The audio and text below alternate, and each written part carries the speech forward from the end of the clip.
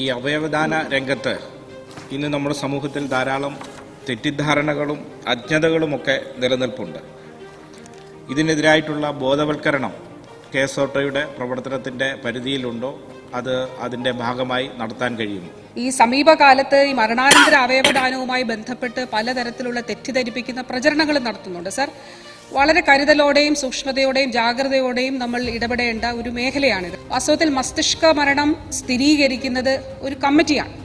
ആ കമ്മിറ്റി ഇപ്പോൾ ഏതെങ്കിലും ഒരു ആശുപത്രിയിൽ ഒരു ബ്രെയിൻ ഡെത്ത് ഉണ്ടായിട്ടുണ്ടെങ്കിൽ ആ ബ്രെയിൻ ഡെത്ത് സർട്ടിഫൈ ചെയ്യേണ്ടത് ആ ചികിത്സിക്കുന്ന ആശുപത്രിയിലെ ചികിത്സിക്കുന്ന ഡോക്ടറും ആശുപത്രിയുടെ സൂപ്രണ്ടും അവിടുത്തെ ന്യൂറോളജിസ്റ്റും, പിന്നെ കേരളം പ്രത്യേകമായിട്ട് ഇതിലൊരു കാര്യം കൂടി കൊണ്ടുവന്നിട്ടുണ്ട് സർ.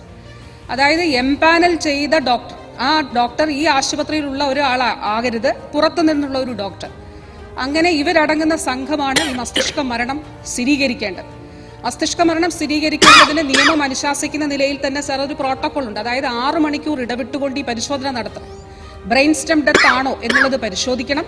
അത് മാത്രമല്ല ഈ പ്രോസസ്സ് മുഴുവൻ വീഡിയോ റെക്കോർഡും ചെയ്യണം. അപ്പം നിലവിൽ ഇതുമായി ബന്ധപ്പെട്ടിട്ടുള്ള ചില വ്യവഹാരങ്ങൾ ഉൾപ്പെടെയുള്ളവ മരണാനന്തര അവയവദാനത്തെ നിരുത്സാഹപ്പെടുത്തുന്ന നിലയിലേക്ക് മാറുന്നൊരു സാഹചര്യം ഉണ്ടായിട്ടുണ്ട്.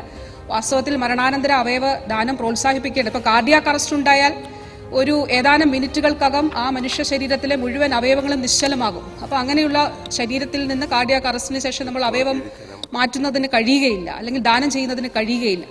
അതേസമയം ബ്രെയിൻ ഡെത്ത് ഉണ്ടായാൽ ബ്രെയിനിൻ്റെ ആ ഒരു ബ്രെയിൻ ചലനരഹിതമാകുകയും അല്ലെങ്കിൽ പ്രവർത്തിക്കാതിരിക്കുകയും അതേസമയം മറ്റവയവങ്ങൾ പ്രവർത്തിക്കുകയും ചെയ്യുന്ന ഒരു സാഹചര്യത്തിലാണ് വൈദ്യശാസ്ത്രം, ശാസ്ത്രലോകം അംഗീകരിച്ച ഈ ഒരു കാര്യം പ്രോത്സാഹിപ്പിക്കപ്പെടുന്നത്. അപ്പോൾ തീർച്ചയായും മരണാനന്തര അവയവദാനം പ്രോത്സാഹിപ്പിക്കപ്പെടുന്നതിന് വേണ്ടി ഇപ്പോൾ നമ്മളൊരു കണക്കെടുത്താൽ നമ്മുടെ സംസ്ഥാനത്ത് നടക്കുന്ന അവയവദാനങ്ങളിൽ 10% താഴെ മാത്രമേ മരണാനന്തര അവയവദാനമുള്ളൂ. ബാക്കിയെല്ലാം അല്ലാതെയാണ്, ലിവിംഗ് ഡോണേഴ്സിൽ നിന്നാണ് ഈ അവയവദാനം നടക്കുന്നത് സർ. അതുകൊണ്ട് ശക്തമായിട്ടുള്ളൊരു ബോധവൽക്കരണ പ്രവർത്തനം ഇത്തരത്തിലുള്ള തെറ്റായ പ്രചരണങ്ങളെ അതിജീവിക്കുന്നതിന് വേണ്ടി അതോടൊപ്പം തന്നെ ശക്തമായിട്ടുള്ള നിയമപരമായിട്ടുള്ള നിരീക്ഷണങ്ങളും ഈ മേഖലയിൽ സംസ്ഥാന സർക്കാർ KSOTOയിലൂടെ നടത്തുന്നു.